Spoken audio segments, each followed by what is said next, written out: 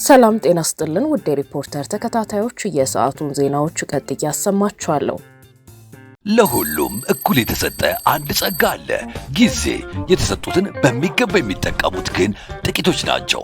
ዘመናዊነት ማለት ራስን ከዘመኑ ጋር ማራመድ እንጂ ሌላ አይደለም። የኢትዮጵያ ንግድ ባንክ 24 ሰዓት አገልግሎት የሚሰጥ ስማርት ቅርንጫፎችን ከፍቷል።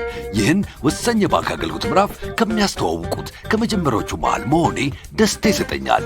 ደንበኞች በስራ ሰዓት ስራቸው ላይ ቆይተው ረጋ ብለው 24 ሰዓት ወደሚሰሩት ስማርት ቅርንጫፎቻችን መጥተው ፈጣን አገልግሎት ሲያገኙ እርካታቸውን ፊታቸው ላይ ያለው። በአዲስ አበባ በቦሌ፣ በአብይ፣ በተፈራ ደግፌ፣ በኤርቱ ለቦ፣ በአራዳ ጊዮርጊስ እንዲሁም በመስቀል ስኩዌር ስማርት ቅርንጫፎቻችን ሂሳብ ከመክፈት ዓለም አቀፍና የሀገር ውስጥ የመገበያያ ካርዶችን አዘው በደቂቃ ውስጥ እስከ መቀበል ማንኛውንም የገንዘብ መጠን ገቢ ከማድረግ ቼክና የውጭ ሀገር ገንዘቦችን እስከ መበንዘር ማንኛውንም የባንክ አገልግሎት ራስዎን በቀላሉ በሚያስተናግዱባቸው ማሽኖች ወይንም እንደኔ በድምፅና በቪዲዮ በሚያግዙ የባንክ ሰራተኞች በኩል ያገኛሉ። በነገው የባንክ አሰራር ላይ ዛሬ ስለምናገለግሎት ደስ ይለናል።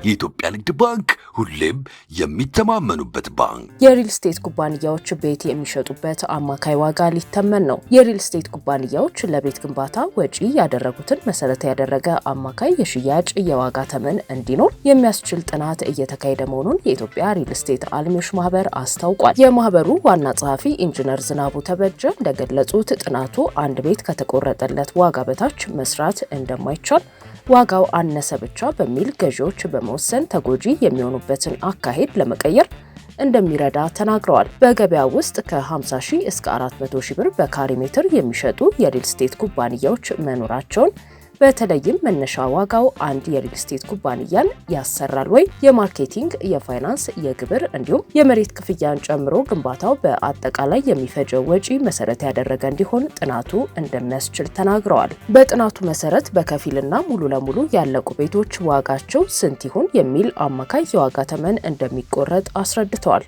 ጥናቱን ማድረግ ያስፈለገበትን ምክንያት ሲያስረዱ አንዳንድ የሪል ስቴት ኩባንያዎች ሌሎች ኩባንያዎች የሚሸጡበት ዋጋ ተጽዕኖ አሳድሮባቸው ተመሳሳይ ዋጋ የሚያስከፍሉበት አሰራር መኖሩን ማህበሩ ከደረሰበት ግንዛቤ መነሻ በማድረግ መሆኑን ኢንጂነር ዝናቡ ገልጸዋል። ጥናቱ የሪል ስቴት ኩባንያዎችን በዚህ ዋጋ ሽጡ ለማለት እንዳልሆነና አንድም ቤት ያለ ዋጋው ልሽጥላችሁ ብሎ የሚመጣ ሪል ስቴት ኩባንያን እንዴት ብሎ መጠየቅ የሚያስችል እንደሚሆንም ጠቁመዋል።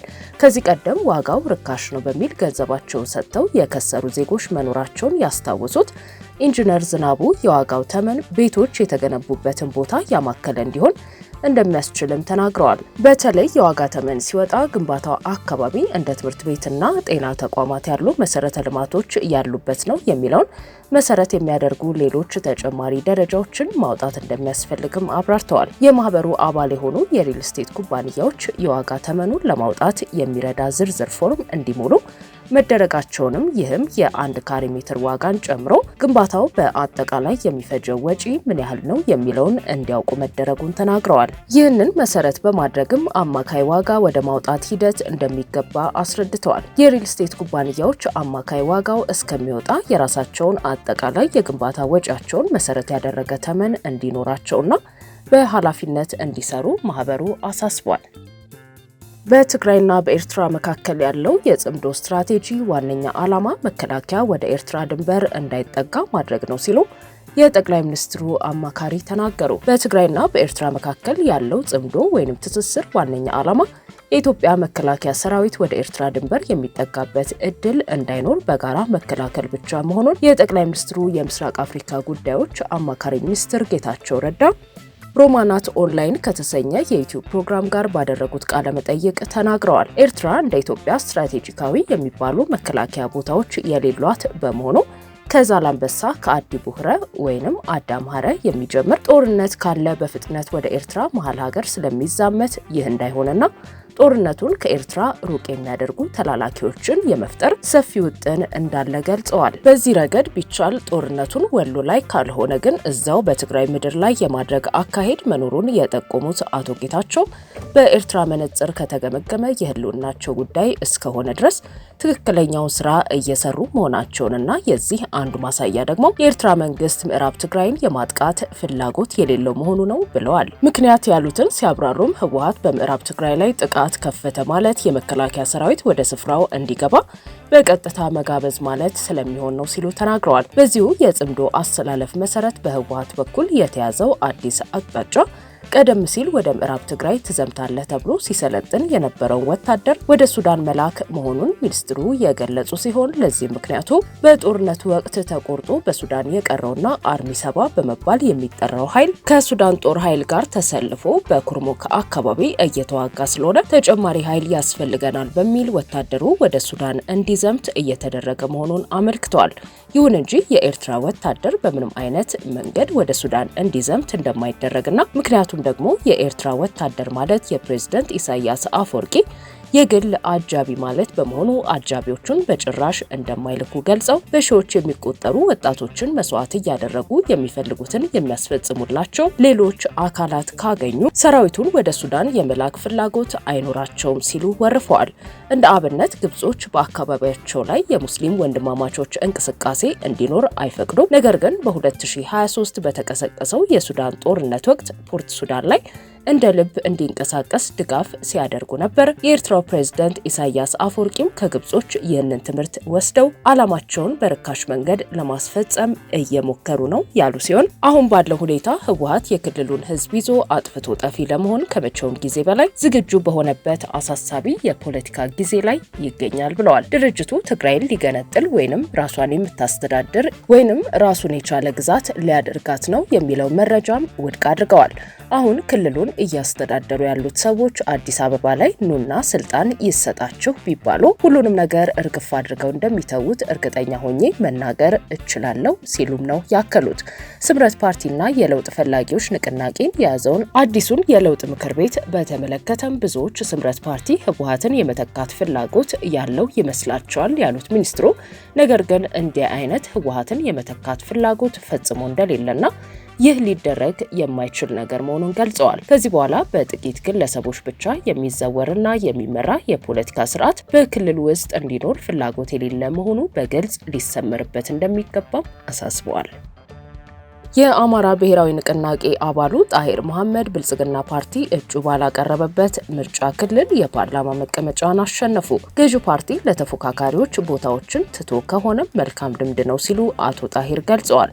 የኢትዮጵያ ብሔራዊ ምርጫ ቦርድ የድምጽ ቆጠራና ውጤት ማዳመር ባጠናቀቀባቸው 37 የምርጫ ክልሎች የተገኘው ውጤት ይፋ አድርጓል። እስካሁን ይፋ በተደረገው ውጤት መሰረት ከተፎካካሪ ፓርቲዎች ለህዝብ ተወካዮች ምክር ቤት መቀመጫ ማሸነፋቸው ይፋ ከተደረጉት ውስጥ የአማራ ብሔራዊ ንቅናቄ እጩ የሆኑትና የቀድሞ የአማራ ክልል ቱሪዝም ቢሮ ኃላፊ አቶ ጣሂር መሐመድ ብቸኛ ሆነዋል። አቶ ጣሂር መሐመድ ለፓርላማ እጩ ሆነው በተወዳደሩበት የአማራ ክልል ጎንደር ዙሪያ 4 የምርጫ ክልል ላይ ገዢው ብልጽግና ፓርቲ እጩ ባያቀርብም ከቅማንት ዲሞክራሲያዊ ፓርቲ፣ ከአማራ ዲሞክራሲያዊ ኃይል ንቅናቄ እንዲሁም ከሰላም ለኢትዮጵያ ጥምረት እጩ ያቀረቡ ቢሆንም አቶ ጣሂር በምርጫ ክልሉ ከተመዘገቡ 44925 መራጮች ውስጥ የ26604 መራጮችን ድምጽ በማግኘት አብን በፓርላማው አንድ መቀመጫ ማግኘቱን አረጋግጧል። የክልሉ የጸጥታ ሁኔታና ማህበረሰቡ እፎይታ ማግኘቱ የአማራ ብሔራዊ ንቅናቄ ትኩረት ይሆናል የተባለ ሲሆን ከመንግስትም ሆነ ከታጠቁ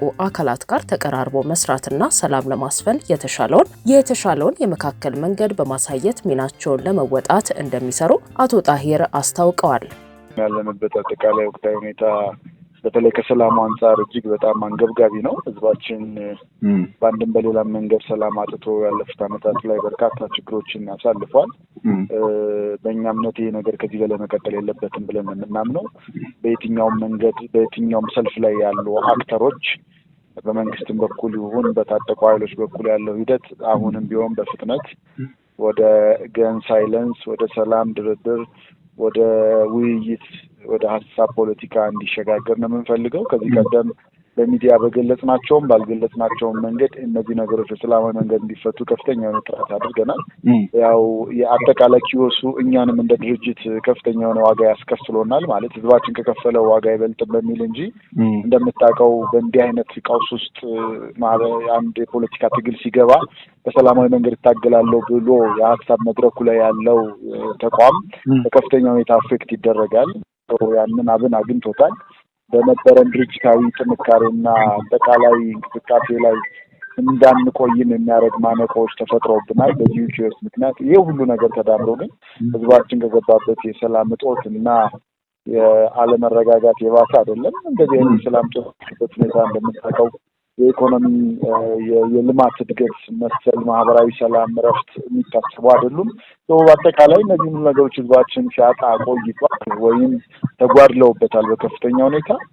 የኛ ፕራዮሪቲ ከሁሉም ወገን ጋር ተቀራርቦ በመስራት ከመንግስትም ጋር ከታጠቁ ኃይሎችም ጋር ከዚህ በፊት ሲደረጉ የነበሩ ጥሪዎችም አሁንም በመንግስት በኩል ተጠናክረው እንደሚጥሉ የሰላሙ አማራጭ በደንብ በተደራጀና ደርዝ ባለው መንገድ የሰላም መድረኮች ውይይት መድረኮች እንዲከፈቱ ጥረት እናደርጋለን።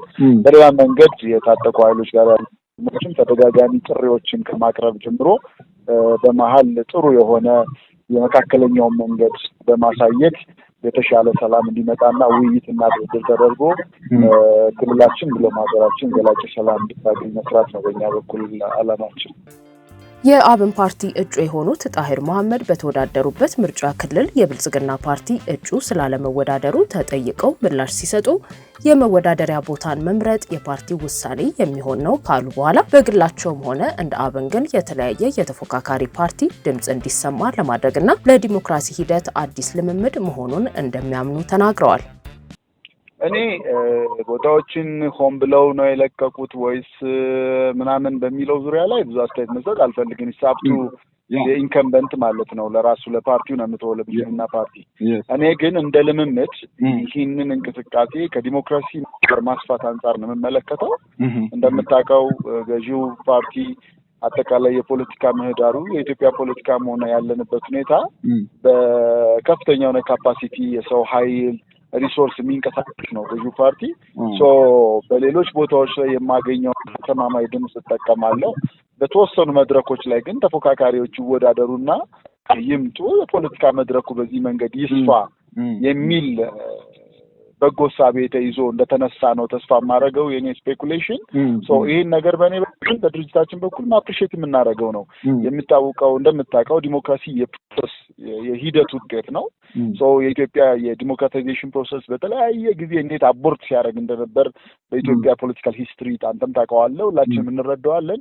ከ1960ዎቹ የፓርቲ ፖለቲካ ጅማሮ ከተማሪዎች እንቅስቃሴ በኋላ በኢህአዴግ መምጣት በኋላ የፓርቲ ፖለቲካ እንቅስቃሴዎች በየጊዜው በገዢው ፓርቲም ጫና በራሱ በተፎካካሪ ፓርቲዎችም ድክመት በብዙ መንገድ የሀሳብ ብዝሃነት ሊንጸባረቅ የሚችልበትን የፖለቲካ ፓርቲዎች ቫሪቲ አቦርት ሲያደርግ ሲጨናገፍ ነው የመጣ። የዲሞክራታይዜሽን ፕሮሰስ በብዙ መንገዶች እንደሚመጡ እረዳለሁ። በርካታ መደበኛ መንገዶች እንዳሉትም አውቃለሁኝ፣ እረዳለሁ፣ ግንዛቤው አለኝ። ነገር ግን እንደዚህ አይነቱን ያልተሄደበት መንገድ ደግሞ በዚህ መንገድ የተወሰኑ የተለዩ ድምጾችን ቫሪኤቲዎችን እየፈጠሩ መሄድ ያስፈልጋል ተብሎ በእንዲህ አይነት ቦታ ኮንስቲትዌንሲዎችን እየተው ለተፎካካሪዎች ክፍት አድርጎ ከተፎካካሪዎች መሀል ያሸነፈው አካል ይምጣ ብሎ መንገዶችን ማመቻቸት በእኔ በኩል ፖዚቲቭሊ የምመለከተው ነው። ከውጤቱ በኋላ ሪፖርተር ያነጋገራቸው አቶ ጣሂር መሐመድ ድርጅታቸው አብን ከዚህ በኋላ በሚገለጹ ውጤቶችም በአንጻራዊነት የተሻለ ውጤት እንደሚጠብቅ የገለጹ ሲሆን አብን የጸጥታ ችግሩ በሰላማዊ መንገድ እንዲፈታ ጥረቱን እንደሚቀጥል ተናግረዋል። ሂደት ውስጥ በዚህኛው ምርጫ ላይ ተሳትፈን እንደ ድርጅትም እንደ ግለሰብም እንዲህ አይነት ውጤቶችን ማስመዝገብ መቻላችን በቀጣይም ውጤት እስከሚገለጽ እንጠብቃለን እንጂ የሌሎች ጓዶቻችንም ውጤት በምርጫ ክልል ደረጃ ጥሩ ነው የሚባል ውጤቶችን እያመጣንበት ያለ ነው በአንጻራዊነት ማለት ነው። ህዝባችንም አሁን ያሉበትን ውስብስብ ችግሮች እንረዳለን። በቀጣይ ልጆቻችን ችግራችን ይፈቱልናል፣ አብረውን ይቆማሉ ብሎ እኛን ትረስት አድርጎ ድምፅ ለሰጠን ማህበረሰብ በቅድሚያ በደንብ ማክበር እና በደንብ ማገልገል ያስፈልጋል። እንግዲህ ብዙ ስብስብ ነገሮች ያሉበት የፖለቲካ መድረክ ላይ ነው። በቃ ባለን ካፓሲቲ ድምፅ ለመሆን ስንሞክር የነበረውን እና ይጠቅማል ባልነው በፖለቲካ መድረክ የተጓዝንበትን ሂደት በተጠናከረ መልኩ እየሰራን እንቀጥላለን ነው ማለት ነው። እስካሁን የኢትዮጵያ ብሔራዊ ምርጫ ቦርድ ይፋ ባደረገውና ባጸደቃቸው ውጤቶች በ37 የምርጫ ክልሎች ላይ ብልጽግና ፓርቲ 11 የፓርላማ መቀመጫ ማሸነፉን አረጋግጧል። ውድ ሪፖርተር ተከታታዮች የሰዓቱ ዜናዎቻችን እነዚህ ነበሩ። ስላደመጣችሁን ከልብ እናመሰግናለን።